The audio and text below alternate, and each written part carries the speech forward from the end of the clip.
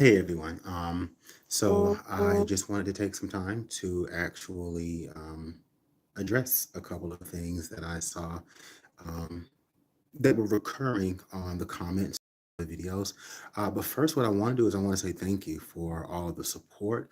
Thank you for all of the amazing conversations that I've been able to have with you in the comments. Please keep doing that. That's very important to the channel, and I'll explain why in a few. Moreover, some of you have even given me um, resources, things to read and to check out. And I much appreciate that. And so I want to say thank you for that because that's really what this channel is all about.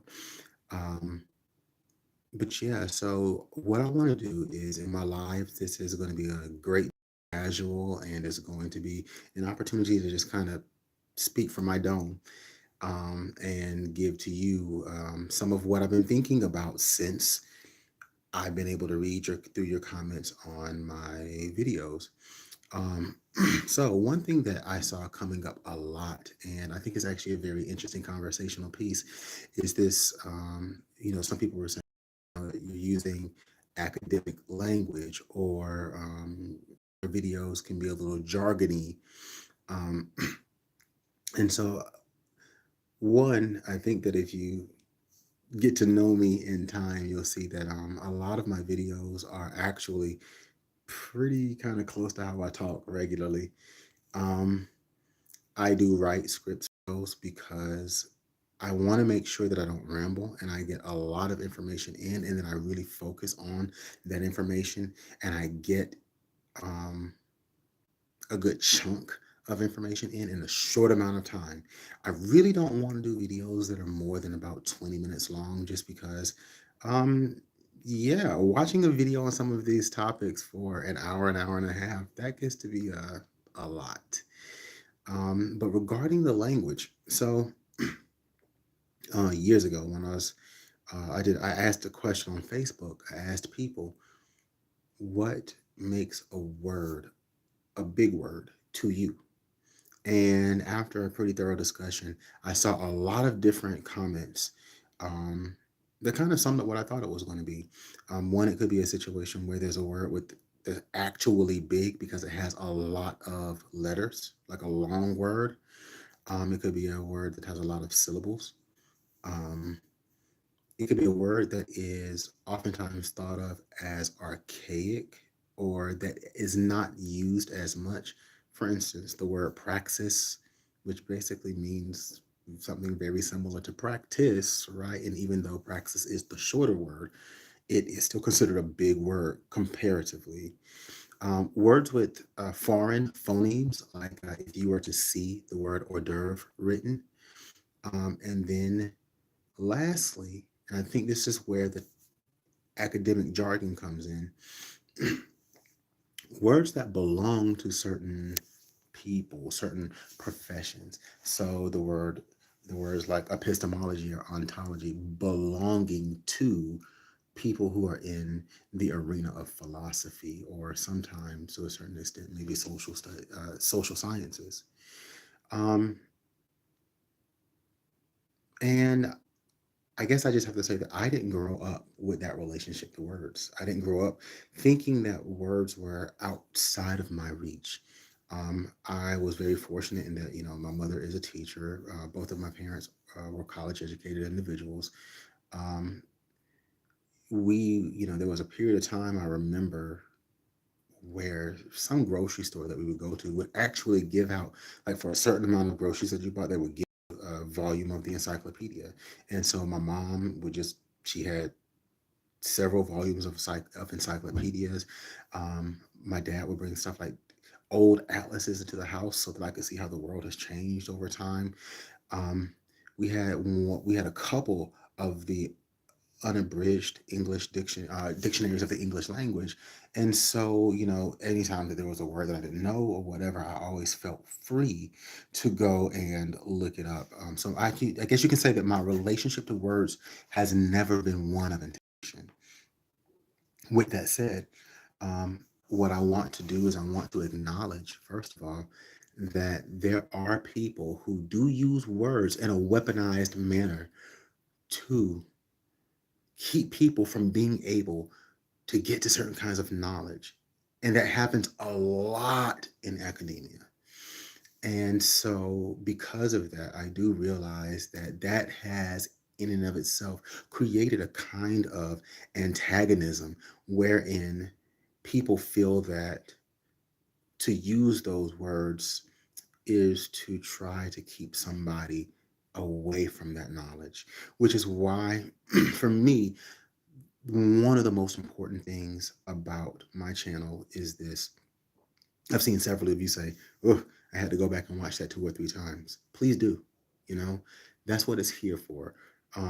I've seen several people say, "Call these videos video essays," and I think that's very interesting because I didn't think of them in that way. But I thank you for giving me that language because really, when it comes to an essay is meant to be read and studied over and over and over again. But more importantly than anything else, an essay is meant to be read in community. You know, you're supposed to study with people, which is why I started my Patreon space because really what I want to be able to do, y'all, is I want to be able to, of course, pay for the things that I need to make sure I can keep communal spaces going for that kind of study so that I can also make sure that I can take people who are way smarter than me, people who are actually in the academy. I'm not there yet. My fingers. I just applied to grad school. But so hopefully that people already in the academy who are producing this kind of literature, this kind of knowledge, I can invite them into our spaces and I can pay them for their time and for the labor that they're going to be doing as they explore some of these concepts with us. Another thing that you'll find is if you watch several of the videos, certain things will keep coming because I utilize very specific lenses in a lot of these um, to look at a lot of these different things, a lot of these different topics that I'm discussing. And so because of that, what you'll see is that you will start to understand a lot of the theoretical underpinnings of what it is that I'm trying to tackle overall. And so, with that said, I just want to say that, you know, I never assume that anybody watching my video is anti-intellectual or unintellectual. I don't want to make, I don't want to make the assumption that a person does not know things. I just want to offer what I hope people will find are refreshing, maybe disturbing, or hopefully reality shattering um, ideas or takes on things, things that make you look at things from a different perspective, from my perspective. Moreover, you'll notice that I always end in questions, which I will do in a second, because I'm still trying to figure these things out. I'm still studying with people. I'm still reading all the time and trying to further what it is that I understand and how I'm understanding what I'm experiencing, what I'm living, what I'm thinking, and what I am witnessing anytime I take in media. And so, with that said, continue to engage. If there's something that you don't know, please just ask and make sure that you're coming over to the Patreon space. And so that way we can, we can discuss any questions that you have in a great deal more detail there. That's also where I get a chance to really delve into the books, the essays, and the other videos that I'm watching and reading and interrogating and engaging and thinking through, thinking with, and thinking against. And so I can either one, tell you where to go find those things, or I can make them available to you. So I want you to be thinking about that when it comes to this idea of academic language. Academics do not own language. That's all of ours. And it's very powerful.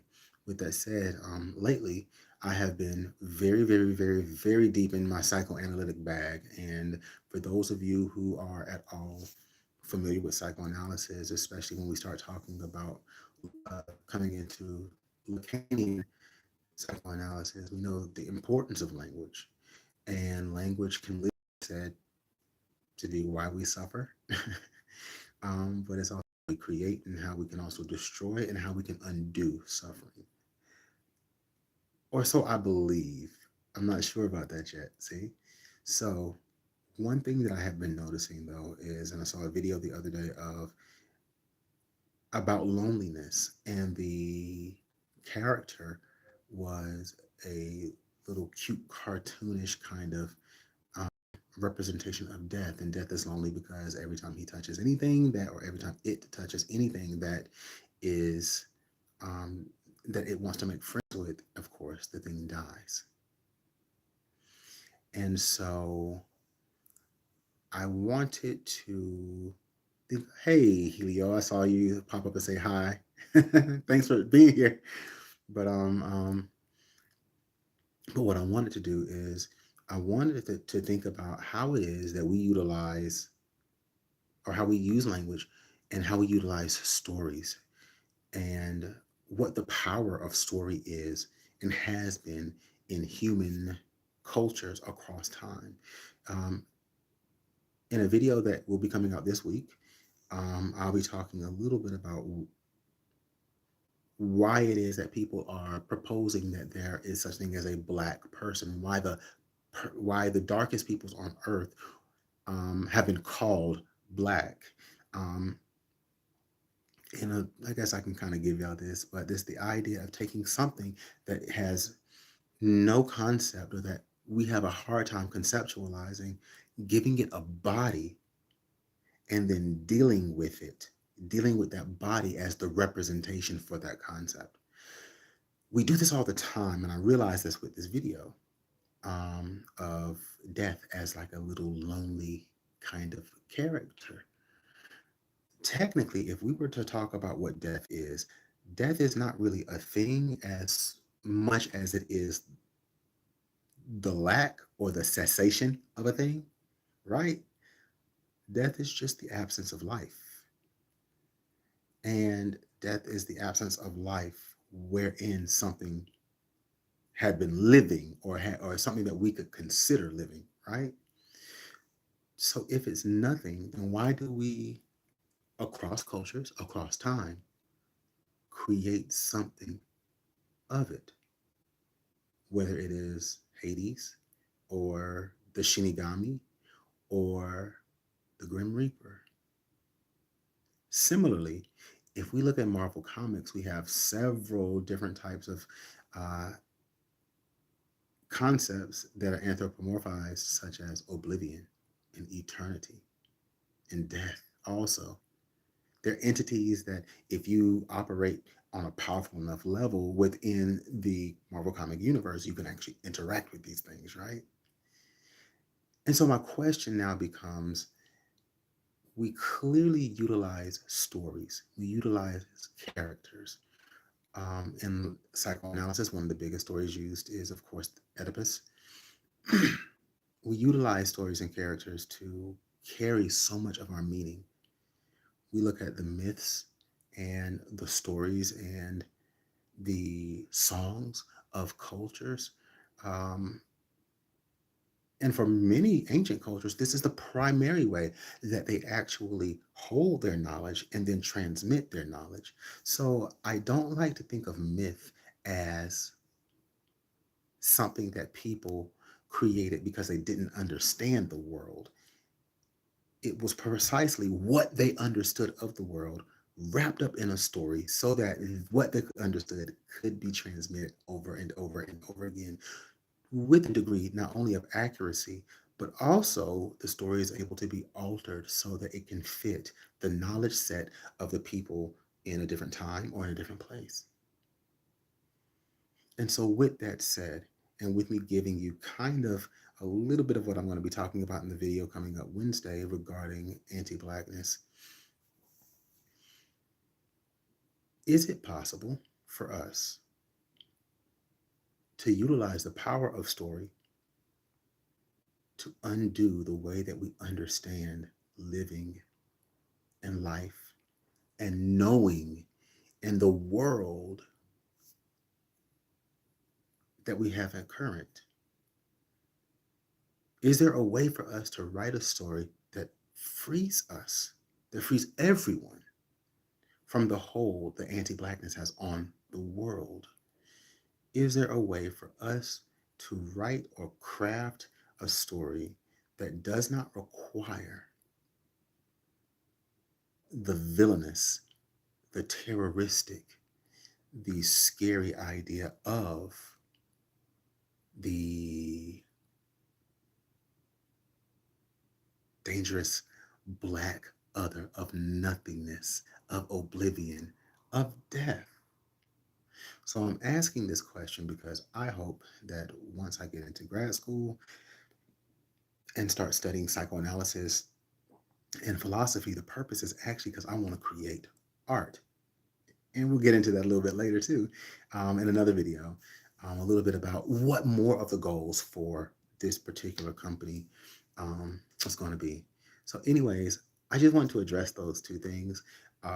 As y'all comment on the videos, I will continue to do these lives as a sort of like casual way to, like I said, address questions. You know, I thank you all for keeping the space for the most part pretty positive as well. This is a space that is very open to uh, contentious ideas sometimes. Like I don't mind people debating with me, um, especially if it's rigorous debate. Um, but that's also why I say let's study together. And so, like I said, I'm going to go ahead and wrap this up, but make sure, or at least contemplate, I'll say that. Contemplate joining our communal study community, because that is where we will be able to really delve into some of these topics, is where you will be able to ask me questions and possibly people, like I said, who are in the academy, who are doing this work at a much higher level and who've been doing it for longer and who probably have a great deal more reading under their belts than I do.